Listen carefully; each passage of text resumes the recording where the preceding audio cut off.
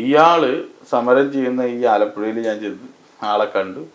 ആളോട് സംസാരിച്ചപ്പോൾ ആളെന്നോട് ചോദിച്ചു, എനിക്ക് 7 ലക്ഷം രൂപ. പുള്ളി തിരിച്ചെന്നെ വിളിച്ചിട്ട് പറഞ്ഞു, ഞങ്ങൾക്ക് ഈ വണ്ടി ഏറ്റെടുക്കാൻ ബുദ്ധിമുട്ടുണ്ട്, വീണ്ടും നിങ്ങൾ സമരം ചെയ്യുവാണെങ്കിൽ പിന്നെ എന്തിനാണ് ഈ വണ്ടി ഇവിടെ വെച്ചിരിക്കുന്നത്? പഠിക്കാൻ പോകുന്നതെന്ന് പറഞ്ഞിട്ട് നിന്നെ ഞങ്ങൾ സഹായിച്ചതല്ലേ? അല്ല ചേട്ടാ, അത് പറഞ്ഞാൽ പറ്റൂല.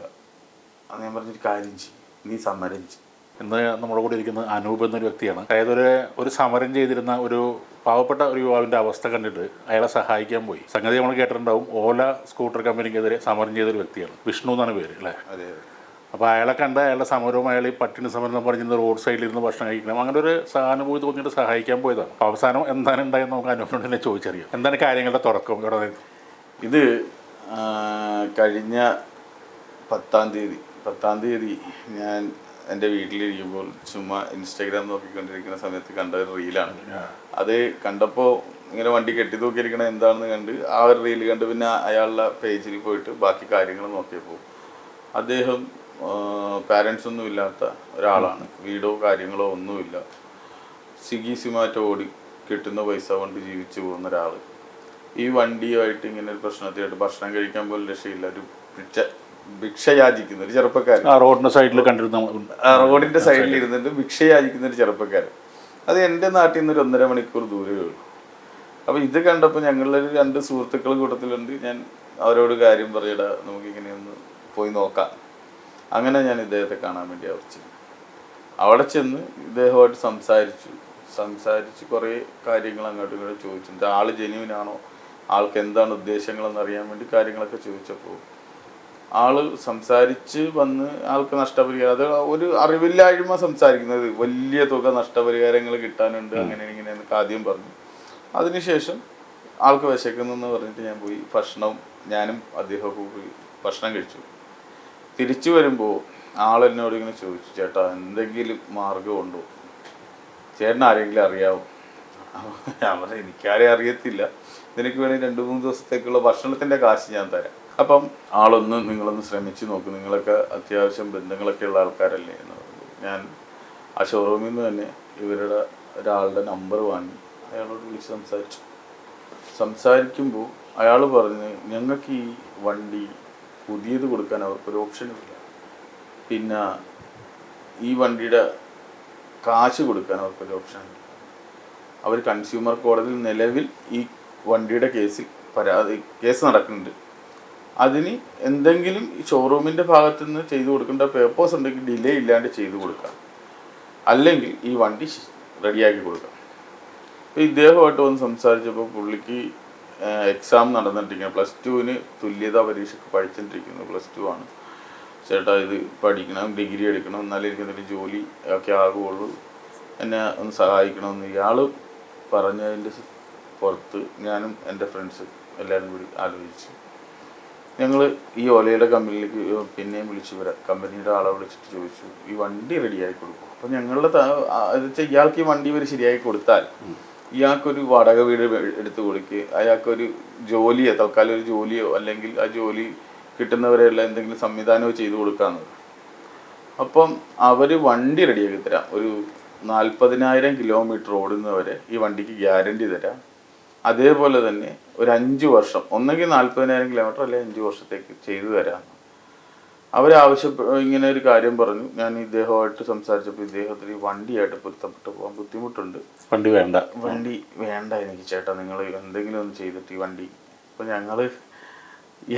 ഇയാളുടെ പട്ടാങ്ങിൽ ഞങ്ങളങ്ങ് വീണു. അങ്ങനെ ഇയാളോട് ചോദിച്ചു, ഈ വണ്ടിക്ക് എന്ത് വില? അപ്പോൾ ഈ വണ്ടിക്ക് 2.25 ലക്ഷം രൂപ പുള്ളിക്കാരൻ EMI ഉൾപ്പെടെ അടച്ചോണ്ടിരിക്കുന്നു. അതായത് ലോണിന്റെ തുകയാണ് 2.25 ലക്ഷം. വണ്ടിക്ക് വേണ്ട 1.60 അങ്ങനെ വിലയുള്ളൂ. പിന്നെ പുള്ളിക്കൊരു വീട് വാടകയ്ക്കെങ്കിലും എടുത്താലേ നിൽക്കാൻ പറ്റുള്ളൂ. ഇപ്പോൾ എൻ്റെ ഹിന്ദിക്കാരുടെ കൂടെ എവിടെയോ താമസിക്കുക എന്ന് പറഞ്ഞു. ഈ കുഴിയെടുക്കാൻ വന്ന കേബിൾ കുഴിയെടുക്കാൻ വന്ന ആൾക്കാർ. അങ്ങനെ ഞങ്ങൾ ഇയാളോട് സംസാരിച്ച് വന്നപ്പോൾ ഇയാൾ എൻ്റെ പറഞ്ഞു, ഒരു 3.25 ലക്ഷം രൂപ എനിക്ക് ഇപ്പം കിട്ടിയാൽ എൻ്റെ പ്രശ്നങ്ങൾ അവസാനിക്കും, എല്ലാം തീരും, എനിക്ക് നല്ല രീതിയിൽ ജീവിക്കാൻ പറ്റും, എനിക്കൊരു ജോലി ചെയ്തിട്ട് എൻ്റെ വിദ്യാഭ്യാസവും മുമ്പോട്ട് കൊണ്ടുപോയി നല്ല രീതിയിൽ ജീവിക്കാൻ പറ്റും. അപ്പോൾ ഈ വണ്ടി കൊടുത്താൽ അത് കിട്ടൂല. പക്ഷെ ഞങ്ങൾ നോക്കിയപ്പോൾ ഞങ്ങൾ കുറച്ച് സുഹൃത്തുക്കൾ വിചാരിച്ചാൽ ഇയാളുടെ ഈ 3,400,000 രൂപ കൊടുത്ത് ഇയാളുടെ ലൈഫിന്റെ വലിയൊരു പ്രശ്നം പരിഹരിക്കാൻ പറ്റും. അങ്ങനെ ആയിക്കോട്ടെ എന്ന് പറഞ്ഞിട്ട് ഞങ്ങൾ ഇദ്ദേഹത്തിൻ്റെ ഈ വണ്ടി ഞങ്ങളിങ്ങ് വാങ്ങിയിട്ട് ഇയാൾ 3,21,000 രൂപ എന്ന് വെച്ചാൽ 25,000 4,000 ട്രാൻസ്ഫർ ചെയ്തിട്ട് പോകാനിട്ട് 21,000 കൊടുത്തു. 3,21,000 രൂപ ട്രാൻസ്ഫർ ചെയ്ത് കൊടുത്തു. 3 അക്കൗണ്ടിൽ നിന്നായി ട്രാൻസ്ഫർ ചെയ്ത് കൊടുത്തു. ഇയാൾ ഈ വണ്ടി എനിക്ക് തരുന്നു. ഞങ്ങൾ ഇയാൾക്ക് ഫുഡൊക്കെ വാങ്ങിക്കൊടുത്തു. ഇയാളുടെ താമസ സ്ഥലത്ത് കൊണ്ടാക്കി. പിറ്റേ ദിവസം ഇയാൾ എന്നോട് ഈ വണ്ടിക്കുള്ള ലോണിൻ്റെ അടവെല്ലാം അടച്ചിട്ട് അതിൻ്റെ ഡോക്യുമെൻ്റ് ഈ വണ്ടിയുടെ RC ബുക്കും സാധനങ്ങളുമായിട്ട് എൻ്റെ നാട്ടിൽ ആലപ്പുഴക്ക് വരാമെന്ന് പറഞ്ഞിട്ടാണ് പോകുന്നത്. അതിനുശേഷം പിറ്റേ ദിവസം രാവിലെ ഞാൻ ഇയാളെ നിരന്തരമായിട്ട് കോൺടാക്ട് ചെയ്യുന്ന ഫോൺ എടുക്കുന്നില്ല. കുറച്ചൊരു ഉച്ചയോടായപ്പോൾ എന്നെ ഈ ഓലയുടെ കമ്പനിയിൽ നിന്ന് ഞാൻ ഒരാളെ വിളിച്ചിരുന്നല്ലോ. പുള്ളി തിരിച്ചെന്നെ വിളിച്ചിട്ട് പറഞ്ഞു, ഞങ്ങൾക്ക് ഈ വണ്ടി ഏറ്റെടുക്കാൻ ബുദ്ധിമുട്ടുണ്ട്, വീണ്ടും നിങ്ങൾ സമരം ചെയ്യുവാണെങ്കിൽ പിന്നെ എന്തിനാണ് ഈ വണ്ടി ഇവിടെ വെച്ചിരിക്കുന്നത്, നിങ്ങൾ പറഞ്ഞിട്ട് ഞങ്ങൾ ഈ വണ്ടിയുടെ വർക്ക് സ്റ്റാർട്ട് ചെയ്തു. അന്ന് തന്നെ ഇവരിത് ഓടിക്കാനുള്ള സംവിധാനം ചെയ്തു. എന്നിട്ട് അന്ന് ഈ വണ്ടി ശരിയാക്കി തന്നു എന്ന് വിഷ്ണു ഒരു വീഡിയോയും ചെയ്തിട്ടുണ്ട്. അതിൻ്റെ ഒരു ഇലക്ട്രോണിക് യൂണിറ്റ് ആയിരുന്നു കംപ്ലൈൻറ്റ്. അവിടെ ഇരുന്നൊരു അവർ സ്പെയർ റെഡിയാക്കിയിട്ട് ഈ വണ്ടി അപ്പം തന്നെ ചാർജ് ചെയ്ത് കാണിച്ചു, വണ്ടി റണ്ണിങ് ആക്കി. പിന്നെ ഇതിൻ്റെ ഈ ഗ്യാരണ്ടി തരണമെങ്കിൽ ഇതിൻ്റെ മോട്ടറും ബാക്കിയുള്ള സാധനങ്ങൾ എന്തൊക്കെയോ സർവീസ് ഉണ്ട്. അവർ 15 ദിവസം എനിക്ക് സമയം പറഞ്ഞു.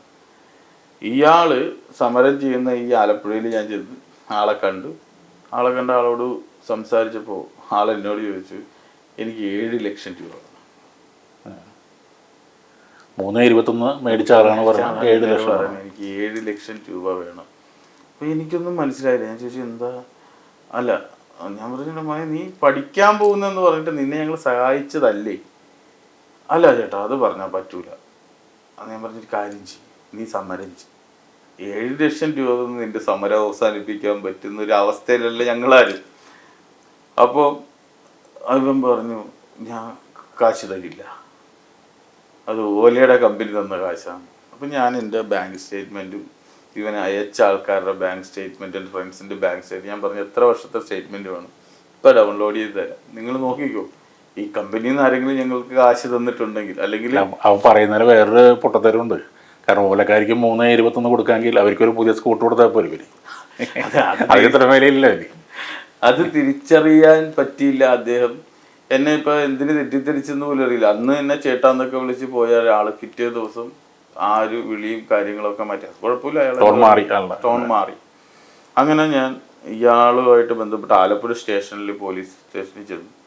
അവർ ഇയാളോട് കാര്യങ്ങൾ ചോദിച്ചു, എന്നോട് കാര്യങ്ങൾ ചോദിച്ചിട്ട് പറഞ്ഞു, നിങ്ങൾ തമ്മിൽ സാമ്പത്തിക ഇടപാടുണ്ടെങ്കിൽ അത് തിരിച്ചു കൊടുക്കുക, അല്ലെങ്കിൽ വണ്ടി അയാൾക്ക് കൊടുക്കൂ എന്ന് പറഞ്ഞു. അപ്പോൾ ഞാൻ പറഞ്ഞു എനിക്ക് വണ്ടി വേണ്ട, കാരണം ഇങ്ങനെ ഒരാളുടെയൊക്കെ ഈ 3 ലക്ഷം രൂപ കൊടുത്ത് ഈ വണ്ടി വാങ്ങിയിട്ട് എനിക്ക് ഒരു മാനസികമായ ബുദ്ധിമുട്ടായി. ഞാൻ അന്നേ ദിവസം കരുനാഗപ്പള്ളി സ്റ്റേഷനിൽ കൊണ്ടുപോയി പരാതി കൊടുത്തു. വൈകുന്നേരമാണ് പരാതി കൊടുക്കുന്ന സമയം ഇതിനകത്തുണ്ട്. പരാതി കൊടുത്തു. ആ പരാതി എനിക്ക് റെസിപ്റ്റ് ഒന്ന് വിട്ടുകൊടുന്ന് പിറ്റേ ദിവസം രാവിലെ 10 മണിക്ക് വരാൻ പറഞ്ഞു. ഞാൻ 10 മണി ആയപ്പോൾ ഞാൻ കരുനാഗപ്പള്ളി ചെന്ന് ഞാൻ വൈകുന്നേരം 5:30 വരെ 6 മണി വരെ കരുനാഗപ്പള്ളി സ്റ്റേഷനിൽ നിന്നു. നിങ്ങൾ ആലപ്പുഴയിൽ നിന്ന് അവിടെ കരുനാഗപ്പള്ളി പോയി നിന്നു. പിറ്റേ ദിവസം എൻ്റെ അവസ്ഥ അതാണ്. കാരണം ഇത് എങ്ങനെയെങ്കിലും ഇതാവണമല്ലോ. അവിടെ ചെന്നപ്പോൾ ഇദ്ദേഹം വന്നു.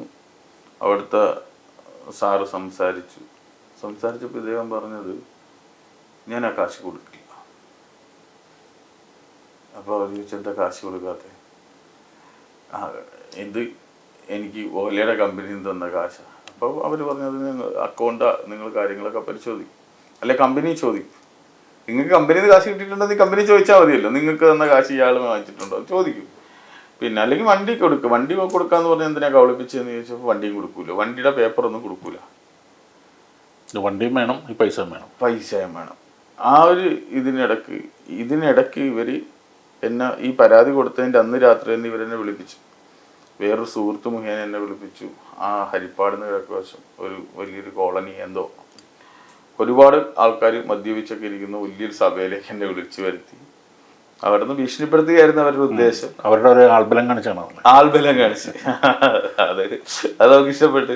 പക്ഷെ ഞാൻ അവരോട് ചെന്ന് അവരുടെ കൂട്ടത്തിലുണ്ടായിരുന്ന ഒരു കാര്യം പറഞ്ഞു, ചേട്ടാ ഇങ്ങനെയാണെന്ന് പറഞ്ഞപ്പോൾ ഇവരുടെ കൂട്ടത്തിലുണ്ടായിരുന്നവർ തന്നെ ഇവനെതിരായി.